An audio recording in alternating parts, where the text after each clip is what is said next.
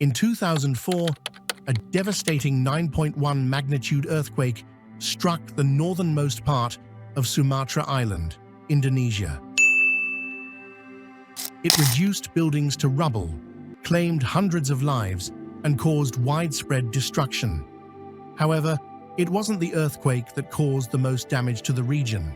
It was the tsunami that followed soon after. As the ground beneath northern Sumatra trembled violently on that fateful morning of December 26, 2004, the people of Aceh had no idea that the worst was yet to come. The earthquake, one of the strongest ever recorded, lasted for several minutes, an eternity for those experiencing it. Buildings swayed, walls cracked, and roads split apart as chaos spread through the city. Many thought that the nightmare had passed once the shaking stopped. But what they couldn't see, far beneath the surface, was that the seafloor had ruptured dramatically along a fault line stretching hundreds of kilometers. This violent shift displaced an enormous volume of seawater, sending a series of massive waves racing outward from the epicenter at incredible speeds. For a brief moment, silence followed the quake, as if the earth itself were holding its breath. In coastal towns, some noticed the ocean behaving strangely. The waterline receded, exposing the seafloor where it had never been seen before.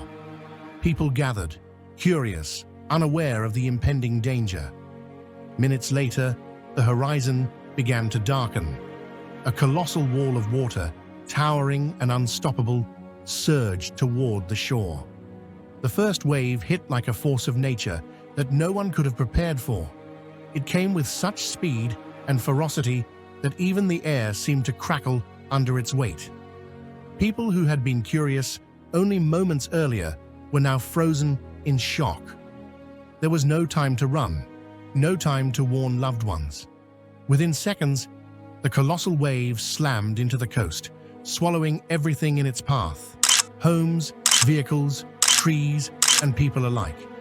Entire neighborhoods vanished beneath the torrent, swept away as if they had never existed. In Banda Aceh, the capital of Aceh province, the streets turned into rivers. Cars were tossed like toys, and boats, normally confined to the harbor, were carried inland. For those who managed to find higher ground, the sight was beyond comprehension: an endless surge of water, debris, and devastation. Screams filled the air as families were torn apart by the violent current. Children clung to their parents. Neighbors reached out for one another, but the ocean was relentless.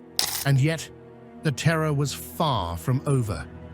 As the first wave receded, it dragged countless people and objects back toward the sea, leaving behind a trail of destruction. But the ocean was not done with Aceh. The second wave was on its way, even bigger and more powerful than the first. As the second wave thundered toward the shore, it was even more unforgiving than the first. Towering as high as 30 meters in some places, it roared inland with unstoppable fury. Entire villages were wiped out in moments, leaving nothing but a barren, waterlogged wasteland. Nearly 800 kilometers of coastline, once filled with life and activity, was transformed into a desolate and haunting reminder of nature's power. In Banda Aceh, where nearly 60% of the city was submerged, the wave shattered everything in its path. Hospitals, schools, and mosques, places that had stood for generations, were reduced to rubble. The local fishing industry, which had been a lifeline for so many families, was obliterated. Over 170,000 people in Aceh alone lost their lives in a matter of hours, and thousands more were left missing, their bodies swept out to sea, never to return. Survivors who found themselves clinging to debris or rooftops were surrounded by an eerie silence, broken only by the distant cries for help that slowly grew fainter. The destruction wasn't limited to Aceh. Across the Indian Ocean, from Thailand to Sri Lanka, and as far as East Africa, the tsunami's reach was unprecedented. In total, an estimated 230,000 to 280,000 people from over 14 countries were killed, making the 2004 Indian Ocean tsunami one of the deadliest natural disasters in human history. Back in Aceh, the survivors struggled to comprehend what had just happened. Those who had lost their homes gathered in makeshift shelters, while others wandered aimlessly, searching for loved ones. Yet, despite the overwhelming sense of loss and devastation, the disaster was still far from over. Disease outbreaks, a lack of clean water, and widespread hunger loomed large in the days that followed. In the days after the tsunami, Aceh resembled a war zone. The air was thick with the smell of salt, mud, and debris, but the silence was deafening. Families wandered through the wreckage, calling out for loved ones who might never return. Relief efforts were slow to arrive. Roads had been washed away, airports were damaged, and communication lines were severed. The scale of the disaster made coordination almost impossible.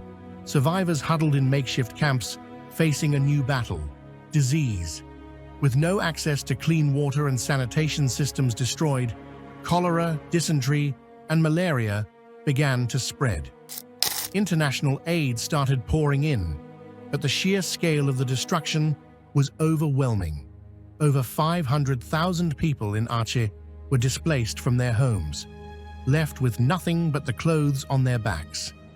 The Indonesian government, along with countless international organizations, mounted a colossal relief operation, but the needs were enormous. Entire communities had to be rebuilt from the ground up. Despite the darkness, stories of survival and hope began to emerge. Rescuers pulled people from beneath the rubble days after the waves had hit, defying all odds. In one miraculous case, a 7-year-old girl was found alive, clinging to a tree 3 days after being swept away by the water. She had floated for kilometers, surviving on nothing but sheer will. Meanwhile, the global response was unprecedented. Countries from every corner of the world sent aid. Over $14 billion was pledged in humanitarian assistance. In Aceh, volunteers from dozens of nations worked side by side to distribute food, water, and medicine. Entire military units were deployed to clear the debris and rebuild the infrastructure. Slowly but surely, Aceh began to breathe again. Yet rebuilding homes and roads was only the beginning. The emotional scars ran deep. Thousands of children had been orphaned, and entire families were erased from existence. Villages were wiped from the map. Aceh's cultural heart was shattered, and it would take years to recover.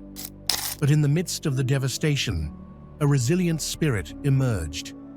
Aceh's people, bound by their faith and community, began to rebuild, one brick at a time. As the months rolled on, Aceh slowly began to rise from the ashes. Temporary shelters were replaced by more permanent structures, and schools reopened in tents, giving children a small sense of normalcy in a world that had been turned upside down. The international community continued to play a vital role in rebuilding efforts. Countries like Australia, Japan, and the United States provided billions in aid, while organizations such as the United Nations and the Red Cross helped to coordinate relief efforts. Slowly, roads were cleared, ports were restored, and the people of Aceh began the long and painful process of healing. One of the most striking transformations, however, wasn't just in infrastructure, but in peace. Before the tsunami, Aceh had been a region long caught in the throes of a violent separatist conflict between the Indonesian government and the Free Aceh Movement, GAM. The devastation brought by the tsunami, which had affected both sides of the conflict equally, spurred a new spirit of reconciliation. The sheer scale of loss overshadowed old grievances, leading to peace talks brokered in Helsinki, Finland. By August 2005, less than a year after the disaster, a peace agreement was signed, ending nearly 30 years of fighting. This agreement was one of the silver linings of an otherwise horrific event. For the first time in decades, Aceh experienced a fragile peace, and efforts to rebuild the region took on a new momentum. Reconstruction was not just about rebuilding homes and infrastructure, it was about rebuilding lives and communities. The recovery was long and grueling. By 2009, almost 5 years after the tsunami, Aceh had been largely rebuilt. Entire villages were relocated to safer ground, and new homes were designed with disaster preparedness in mind. More than 140,000 homes, 1,500 schools, and hundreds of hospitals and clinics were rebuilt. The Indonesian government, with help from international donors, launched programs to help survivors restart their livelihoods, whether it was providing boats and nets to fishermen or offering microloans to small business owners. Yet, the emotional toll remained heavy. For many survivors, the psychological scars were as deep as the physical ones. Trauma counseling centers were set up to help people process the overwhelming grief of losing entire families in an instant. Community centers also played a role in bringing people together, helping them to rebuild not just their homes, but the social fabric that had held their communities together for generations.